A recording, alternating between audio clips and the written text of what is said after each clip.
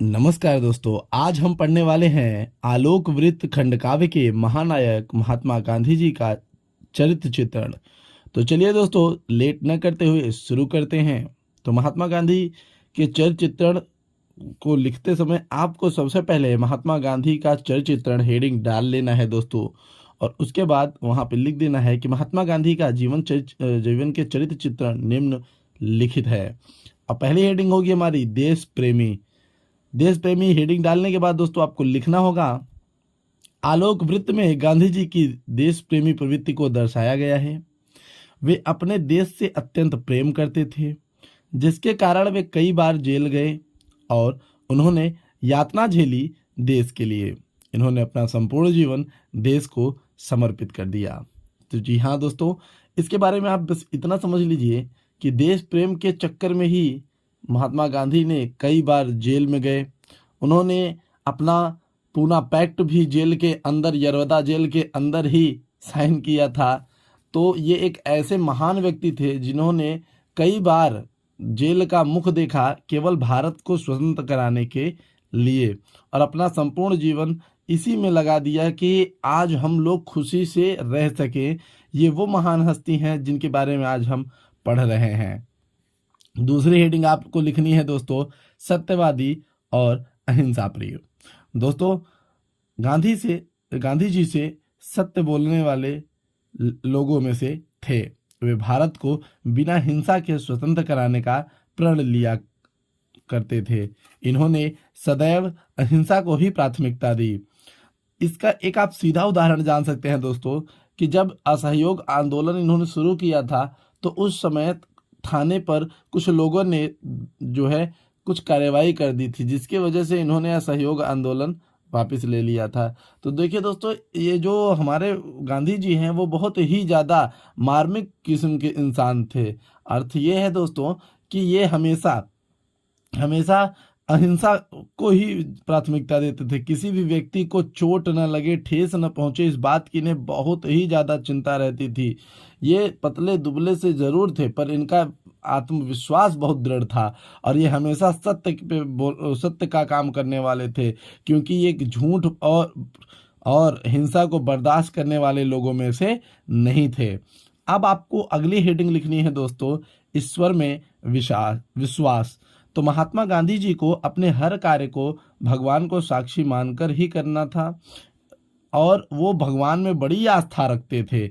उन्होंने हे राम का नारा भी दिया, और वे हमेशा ही राम का गुणगान करते रहते थे। तो यहाँ से इस लाइन से हमें पता चलता है दोस्तों कि महात्मा गांधी एक सच्चे आस्तिक थे, जो अपना संपूर्ण काम करने से पहले अपने ईश्वर, अपने भगवान को जरूर याद करते थे। ये बात इनके इन सब कृत्यों से पता चल जाती है। अगली हेडिंग आ जाती है दोस्तों, स्वतंत्रता प्रेमी। तो गांधी जी के जीवन का मुख्य उद्देश्य भारत को स्वतंत्र देखना था। उन्होंने भारत को स्वतंत्र कराने हेतु बहुत दुख सहा, कई यातनाएं झेली, कई बार जेल गए, और कई कई अंग्रेजों के अत्याचारों का सामना भी किया। तो दोस्तों, इनके जीवन का मुख्य उद्देश्य यही था कि किस तरीके से हमारा देश आज़ाद हो सके।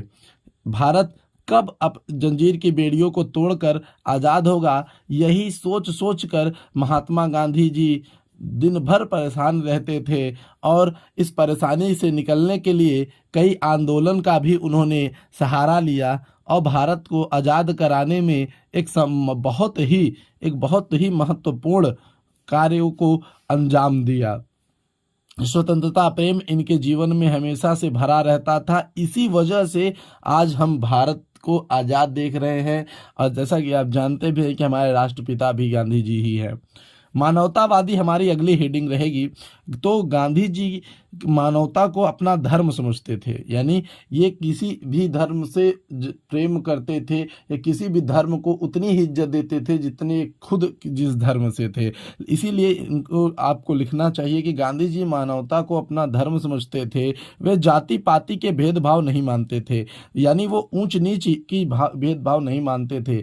वो मानव मानव में अंतर नहीं करते थे। वो जैसे एक ब्राह्मण को समझते थे, उसी तरीके एक किसी छोटी जाति को समझते थे। जैसे वो किसी अगर अमीर आदमी को समझते थे वैसे ही गरीब आदमी को समझते थे, और तथा उनके लिए भी उनका भी सम्मान करते थे। उनके लिए सभी समान थे, उनके लिए सभी समान थे। ऐसा नहीं है कि कोई अगर पैसा वाला है तो उसको प्राथमिकता पहले दे, ऐसा कुछ नहीं था। जैसे एक गरीब व्यक्ति है वैसे ही सब उनके लिए बराबर थे। अब आगे की लाइन में देखते हैं। आगे की लाइन में जो हमारा हेडिंग होगा वो होगा हिंदू मुस्लिम एकता समर्थक। तो गांधी जी जो थे वो हिंदू और मुस्लिम एकता के समर्थक थे, हिंदू और मुस्लिम एकता के समर्थक थे। तो महात्मा गांधी जी हिंदू मुस्लिम एकता के प्रबल समर्थक थे। उनका उद्देश्य था कि वह एक ऐसा भारत निर्माण करें जहां हिंदू मुस्लिम प्रेम पूर्वक रह सकें।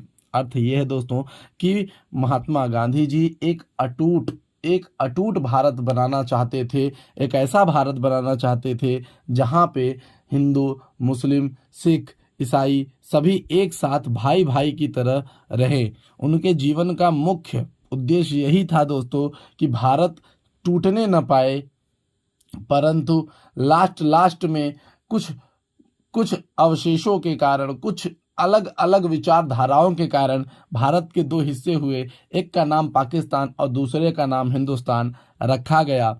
लेकिन इनकी इच्छा कभी नहीं थी कि भारत टूटे। वो चाहते थे कि भारत हमेशा साथ में रहे और हिंदू और मुस्लिम भाई भाई की तरह व्यवहार करें, वो जीवन भर एक साथ रहें और हमारा भारत और विकास करे। तो इतना महत्वपूर्ण कार्य वो करना चाहते थे, परंतु नहीं हुआ, ये अलग की बात है। लेकिन वो हिंदू मुस्लिम एकता के प्रबल समर्थक थे। उनका इच्छा था कि हिंदू मुस्लिम हमेशा एक होकर रहें। तो अब इतना लिख देने के बाद आपको लास्ट हेडिंग डाल लेनी चाहिए निष्कर्ष। तो निष्कर्ष के अंदर आप लिखेंगे कि जैसा कि इन सभी बातों से स्पष्ट है कि महात्मा गांधी एक श्रेष्ठ व्यक्ति थे। अर्थ ये है कि एक श्रेष्ठ व्यक्ति के सभी गुण इनके पास थे। एक श्रेष्ठ व्यक्ति में जितने गुण होने चाहिए वो सारे गुण इनके पास विद्यमान थे। अर्थात यही है कि महात्मा गांधी एक श्रेष्ठ पुरुष थे, एक महामानव थे हमारे इस धरती के लिए, हमारे भारत देश के लिए। दोस्तों ये वीडियो यहीं पे समाप्त होती है। वीडियो कैसी लगी ज़रूर बताइएगा। हम मिलेंगे आपसे अगली वीडियो में, तब तक के लिए जय हिंद जय भारत।